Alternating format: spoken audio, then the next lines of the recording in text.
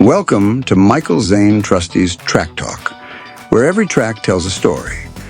What if I told you that before Roy Orbison was the dark glasses balladeer we all remember, before Only the Lonely and Crying, he was a raw guitar-slinging rockabilly kid, chasing Elvis Presley's shadow at Sun Records?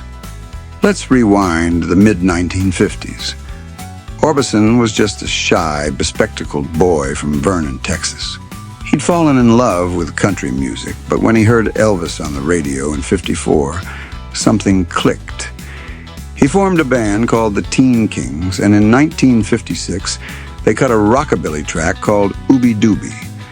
It was loud, frantic, full of that Sun Records slapback echo, the same sound that launched Elvis, Johnny Cash, and Jerry Lee Lewis. And for a brief moment, it worked.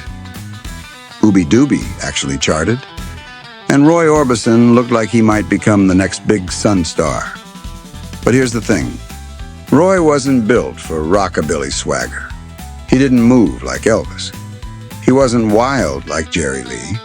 Instead, he had a voice, a pure, soaring tenor that could bend from a whisper to an operatic cry in the span of a single note. Sun Records didn't quite know what to do with that voice. They wanted another rockabilly hit. Roy wanted to sing the songs that haunted him inside. By the late 50s, frustrated and nearly broke, he left Memphis behind and tried again in Nashville. That's where the real Roy Orbison was born.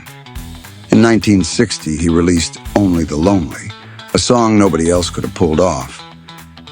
It was dramatic, orchestral, heart-aching, and it went straight to number 2 on the Billboard charts. The shy kid with the horn-rimmed glasses had finally found his sound.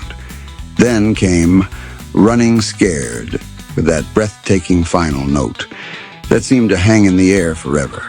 And then, of course, Crying, a ballad so raw and emotional that even years later, when Roy performed it live, the audience would sit in stunned silence before erupting in applause.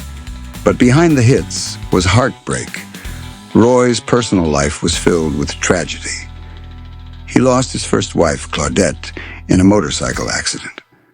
Later, 2 of his sons died in a house fire. Those sorrows never left him, and they bled into his music, giving it the depth and pain that made songs like Crying feel so real. Roy Orbison's journey shows us something powerful. Sometimes you don't succeed by copying what's popular. Sometimes you succeed by leaning into who you truly are. He started as a rockabilly hopeful, but he became the Caruso of Rock, the operatic voice of heartbreak, because he dared to sing the way only Roy Orbison could.